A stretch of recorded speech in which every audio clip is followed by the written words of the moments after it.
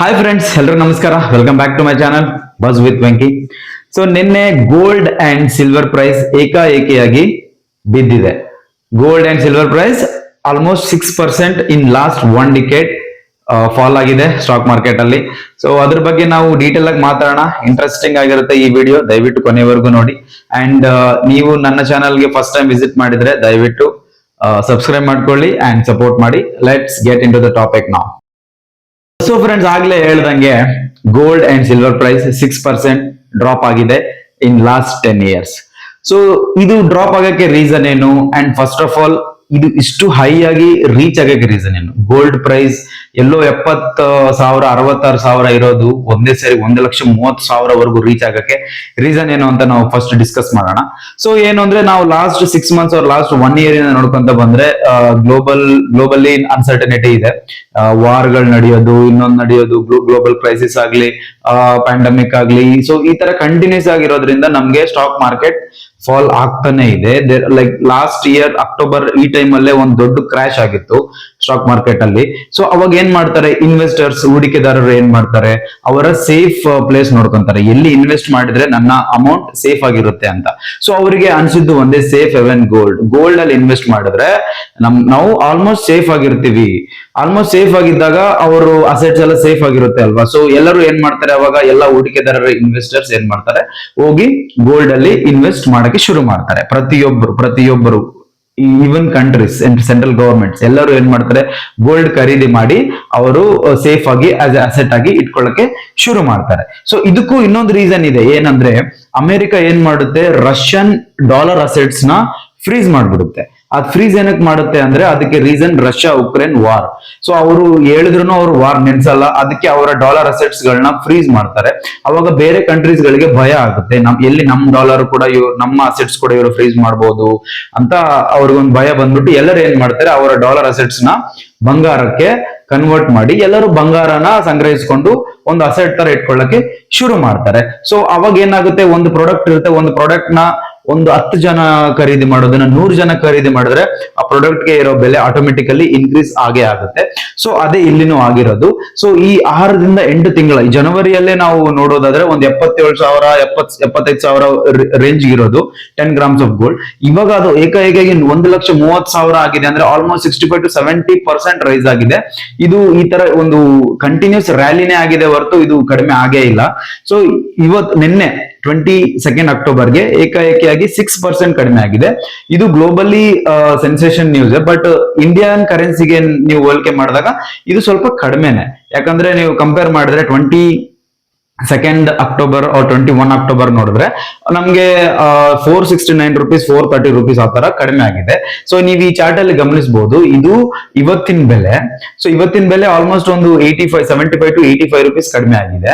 So ನೆನ್ನೆದು ನೀವು ನೋಡಿದ್ರೆ ಮೊನ್ನೆದಕ್ಕಿಂತ compare ಮಾಡಿದ್ರೆ ಒಂದು 469 ಅಂಡ್ 430 ರೂಪಾಯಿ price according to 24 carat and 22 carat ಗೆ ಕಡಿಮೆ ಆಗಿದೆ. ಸೊ ಇಲ್ಲಿ ಏನಕ್ಕೆ ನಮ್ಮ ಕರೆನ್ಸಿಗೆ ಇದು ಕಡಿಮೆ ಅಂದ್ರೆ, ಆಲ್ರೆಡಿ ಕರೆನ್ಸಿ ವ್ಯಾಲ್ಯೂಸ್ ವೀಕ್ ಇದೆ ಅಗೇನ್ಸ್ಟ್ ಡಾಲರ್.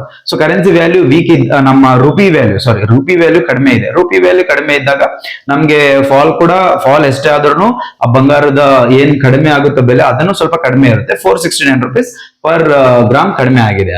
ಸೊ ಇದು ರೀಸನ್. ಒಂದು ಪ್ರಾಡಕ್ಟ್ ಮೇಲೆ ಜಾಸ್ತಿ ಜನ ಇನ್ವೆಸ್ಟ್ ಮಾಡ್ತಾರೆ, ಆಟೋಮೆಟಿಕಲಿ ಆ ಪ್ರಾಡಕ್ಟ್ ಇನ್ಕ್ರೀಸ್ ಆಗೇ ಆಗುತ್ತೆ, ಆ ಪ್ರಾಡಕ್ಟ್ ವ್ಯಾಲ್ಯೂ ಇನ್ಕ್ರೀಸ್ ಆಗೇ ಆಗುತ್ತೆ. ಸೊ ಇವಾಗ ನಾವು ಡಿಸ್ಕಸ್ ಮಾಡೋಣ, ಏನಕ್ಕೆ ಬಂಗಾರ ಮತ್ತು ಸಿಲ್ವರ್ ಬೆಲೆ ಕಡಿಮೆ ಆಗಕ್ಕೆ ರೀಸನ್ ಏನು ಅಂತ ನಾವು ಡಿಸ್ಕಸ್ ಮಾಡೋಣ. ಇದನ್ನ ಒಂದೇ ರೀಸನ್ ಆಗಿ ನಾವು ಪರಿಗಣಿಸಕ್ಕೆ ಆಗಲ್ಲ.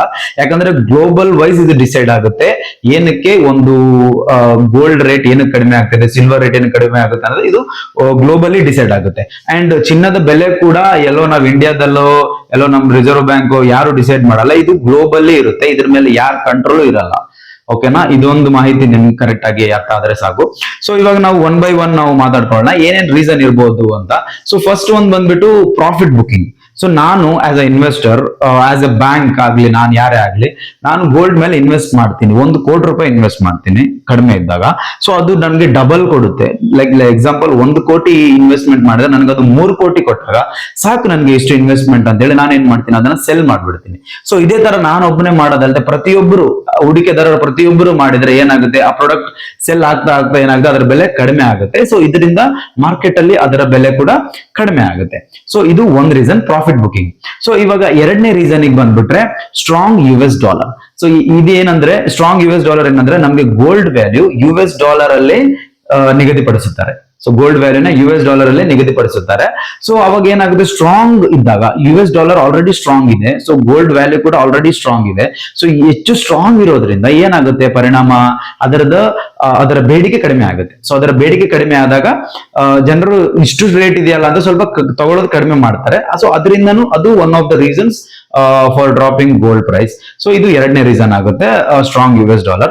ಸೊ ಮೂರನೇದು ಬಂದ್ಬಿಟ್ಟು high interest rates and bond yields. So ಇದು ಏನಂದ್ರೆ ಅಮೆರಿಕದಲ್ಲಿ ಒಂದು ಫೆಡರಲ್ ಬ್ಯಾಂಕ್ ಇದೆ. ಸೊ ಅದು ಎಲ್ಲಾ ಬ್ಯಾಂಕ್ಗೆ ಸಾಲ ಕೊಡುತ್ತೆ, ಎಲ್ಲಾ ವರ್ಲ್ಡ್ ವೈಡ್ ಸಾಲನು ಕೊಡುತ್ತೆ. ಅದೇನ್ ಮಾಡುತ್ತೆ, ಒಂದು ಇಂಟ್ರೆಸ್ಟ್ ರೇಟ್ ಅನ್ನೋದು ಫಿಕ್ಸ್ ಮಾಡುತ್ತೆ ಎವ್ರಿ ಇಯರ್. ಇಂಟ್ರೆಸ್ಟ್ ರೇಟ್ ಜಾಸ್ತಿ ಮಾಡ್ಬೇಕು, ಕಟ್ ಮಾಡ್ಬೇಕು ಅಂತ. ಸೊ ಈ ಇಯರ್ ಕೂಡ ಅವ್ರು ಅನೌನ್ಸ್ ಮಾಡಿರೋದು ಏನಂದ್ರೆ ಇಂಟ್ರೆಸ್ಟ್ ರೇಟ್ಸ್ ನಾವು ಯಾವುದೇ ತರ ಚೇಂಜಸ್ ಮಾಡಲ್ಲ, ಅಷ್ಟೇ ಇರುತ್ತೆ. ಸೊ ಅವಾಗ ಏನಾಗುತ್ತೆ, ಇಂಟ್ರೆಸ್ಟ್ ರೇಟ್ ಅಷ್ಟೇ ಇದ್ದಾಗ ಆ ಬ್ಯಾಂಕ್ ಅಲ್ಲಿ ಬಾಂಡ್ ಈಲ್ಡ್ಸ್ ಮೇಲೆ ಹೂಡಿಕೆ ಮಾಡಬಹುದು ಅಂತ ಇರುತ್ತೆ. ಸೊ ಅವಾಗ ಏನ್ ಮಾಡ್ತಾರೆ ಜನರು, ಆ ಬಾಂಡ್ ಈಲ್ಡ್ಸ್ ಮೇಲೆ ಹೂಡಿಕೆ ಮಾಡಕ್ಕೆ ಮುಂದಾಗ್ತಾರೆ. ಆ ಬಾಂಡ್ ಈಲ್ಡ್ಸ್ ಮೇಲೆ ಹೂಡಿಕೆ ಮಾಡೋದ್ರಿಂದ ಅವರಿಗೆ ಲಾಭ ಕೂಡ ಚೆನ್ನಾಗಿ ಬರುತ್ತೆ. ಸೊ ಅವಾಗ ಗೋಲ್ಡ್ ಅಲ್ಲಿ ಇನ್ವೆಸ್ಟ್ ಮಾಡಿರೋ ಅಮೌಂಟ್ ಎಲ್ಲ ಅವರು ತೆಗೆದು ಬಾಂಡ್ ಈಲ್ಡ್ಸ್ ಮೇಲೆ ಇನ್ವೆಸ್ಟ್ ಮಾಡಕ್ಕೆ ಶುರು ಮಾಡ್ತಾರೆ. ಸೊ ಅವಾಗ ಏನಾಗುತ್ತೆ, ಗೋಲ್ಡ್ ಮತ್ತೆ ಮಾರಾಟ ಆಗುತ್ತೆ, ಅದರ ಪ್ರೈಸ್ ಡ್ರಾಸ್ಟಿಕಲಿ ಲೋ ಆಗ್ತಾನೆ ಬರುತ್ತೆ. ಸೊ ಇದು ನೀವು ಮೂರನೇ ರೀಸನ್ ಅಂತ ಕನ್ಸಿಡರ್ ಮಾಡ್ಕೋಬಹುದು. ಸೊ ನಾಲ್ಕನೇ ರೀಸನ್ ಬಂದ್ಬಿಟ್ಟು ಬೆಟರ್ ಗ್ಲೋಬಲ್ ಸೆಂಟಿಮೆಂಟ್. ಸೊ ನಾನು ಆಗ್ಲೇ ಹೇಳ್ದಂಗೆ ಲಾಸ್ಟ್ 1 ಇಯರ್ ಇಂದ ಡ್ರಾಸ್ಟಿಕಲಿ ನಮ್ ಶೇರ್ ಮಾರ್ಕೆಟ್ ಬೀಳ್ತಾನೆ ಬರ್ತಾ ಇದೆ. ಸೊ ಯುದ್ಧಗಳು ಕಾರಣ, ಇನ್ನೊಂದು ಕಾರಣದಿಂದ, ಟ್ರಂಪ್ ಏನಾದ್ರು ಒಂದು ಅನೌನ್ಸ್ ಮಾಡೋದ್ರಿಂದ, ಹೈ ಟ್ಯಾರಿಫ್ ಇಂದ ಪ್ರತಿಯೊಂದು ಬೀಳ್ತಾನೆ ಬರ್ತಾ ಇದೆ. ಸೊ ಇವಾಗ ಬೆಟರ್ ನಮ್ಮ ಶೇರ್ ಮಾರ್ಕೆಟ್ ಏನಿದೆ ಸ್ವಲ್ಪ ಸೆಟ್ಲ್ ಆಗ್ತಾ ಇದೆ, ಮತ್ತೆ ಪುನಃ ಅದೇ ಪೊಸಿಷನ್ಗೆ ಬರ್ತಾ ಇದೆ. ಸೊ ಅವಾಗ ಏನ್ ಮಾಡ್ತಾರೆ, ಸೇಫ್ ಆಗಿ ಇಟ್ಟಿರೋ ಅವರ ಗೋಲ್ಡ್ ಅಸೆಟ್ಸ್ ನ ಅವ್ರು ಏನ್ ಮಾಡ್ತಾರೆ, ಸೆಲ್ ಮಾಡ್ತಾರೆ. ಸೊ ಸೆಲ್ ಮಾಡಿದಾಗ ಅವ್ರಿಗೆ ಅಲ್ಲೂ ಒಳ್ಳೆ ರಿಟರ್ನ್ ಬರುತ್ತೆ. ಅವಾಗ ಇವರು riskier assets like shares, equities ಇದರಲ್ಲಿ ಇನ್ವೆಸ್ಟ್ ಮಾಡ್ತಾರೆ. ಸೊ ಇದರಲ್ಲಿ ಇನ್ವೆಸ್ಟ್ ಮಾಡೋದ್ರಿಂದ ಇನ್ನೂ ಜಾಸ್ತಿ ಬರ್ಬೋದು, ಇನ್ನೂ ಲಾಭ ಬರ್ಬೋದು ಅಂತ ಹೇಳಿ ಈ ಕಡೆ ಇನ್ವೆಸ್ಟ್ಮೆಂಟ್ ಮಾಡಿದಾಗ ಆಟೋಮೆಟಿಕಲಿ ಗೋಲ್ಡ್ ವ್ಯಾಲ್ಯೂ ಕೂಡ ಕಡಿಮೆ ಆಗೋ ಚಾನ್ಸಸ್ ಇರುತ್ತೆ. ಸೊ ಇದು 4 ರೀಸನ್ಸ್. ಈ 4 ರೀಸನ್ಸ್ ಅಂಡ್ ಇನ್ನು ಕೆಲವು ರೀಸನ್ಸ್ ಮೇಲೇನು ಡಿಪೆಂಡ್ ಆಗುತ್ತೆ gold price increase and decrease ಆಗೋದು. ಸೊ ಅಷ್ಟೇ ಫ್ರೆಂಡ್ಸ್, ಇದು ಇವತ್ತಿನ ವಿಡಿಯೋ. ನಿಮ್ಮ ಪ್ರಕಾರ ನೀವು ಹೇಳಿ, ನಿಮ್ಗೆ ಏನ್ ಅನ್ಸುತ್ತೆ, ಗೋಲ್ಡ್ ಪ್ರೈಸ್ ಇನ್ನೂ ಡಿಕ್ರೀಸ್ ಆಗ್ಬೋದಾ ಇಲ್ಲ ಇನ್ಕ್ರೀಸ್ ಆಗ್ಬೋದಾ ಅಂತ? ಯಾಕಂದ್ರೆ ಲಾಸ್ಟ್ 10 ಇಯರ್ಸ್ ಅಲ್ಲಿ 6% ಗೋಲ್ಡ್ ಡ್ರಾಪ್ ಆಗಿದೆ. ಇದು ಆಗೇ ಇಲ್ಲ. ಲಾಸ್ಟ್ 10 ಇಯರ್ಸ್ ಅಲ್ಲಿ ಆಗಿರೋದು ಒಂದು ಸ್ಪೆಷಲ್ ಅಂತಾನೆ ಹೇಳ್ಬೋದು. ಇದು ಕೆಲವರಿಗೆ ಒಳ್ಳೇದು, ಕೆಲವರಿಗೆ ಕೆಟ್ಟದ್ದು. ರೀಸೆಂಟ್ ಆಗಿ ಬೈ ಮಾಡಿರೋರಿಗೆ ಸ್ವಲ್ಪ ಇದು ನಿರಾಶೆಯನ್ನೇ ತರುತ್ತೆ, ಯಾಕಂದ್ರೆ ಗೋಲ್ಡ್ ಪ್ರೈಸ್ ಡೌನ್ ಆಗಿ ಹೋಗುತ್ತೇನೋ ಅಂತ. ಬಟ್ ಯಾರ್ಯಾರು ಇವಾಗ ಗೋಲ್ಡ್ ಬೈ ಮಾಡ್ಬೇಕು, ಪರ್ಚೇಸ್ ಮಾಡ್ಬೇಕು ಅಂತ ಇರೋರು, ಅವರು ಇನ್ನೂ ಸ್ವಲ್ಪ ದಿನಗಳ ಕಾಲ ಕಾದು ಮತ್ತೆ ಅದನ್ನ ಬೈ ಮಾಡ್ಬೋದು. ಸೊ ಅವರಿಗೆ ಲೈಕ್ ಡೆಫಿನೆಟ್ಲಿ ಡಿಫರೆಂಟ್ ಒಪಿನಿಯನ್ಸ್ ಬರುತ್ತೆ. ಸೊ ಫ್ರೆಂಡ್ಸ್, ಇದಿಷ್ಟೇ ವಿಡಿಯೋ, ಇವತ್ತಿನ ವಿಡಿಯೋ. ಅಂಡ್ ಇನ್ನು ಇದೇ ತರ ಮಾಹಿತಿ ವಿಡಿಯೋಗಳಿಗಾಗಿ ದಯವಿಟ್ಟು ಸಬ್ಸ್ಕ್ರೈಬ್ ಮಾಡಿ, ಒಂದು ಸಪೋರ್ಟ್ ಇರಲಿ ನಿಮ್ ಕಡೆಯಿಂದ. And thank you so much for watching my video guys. Thank you.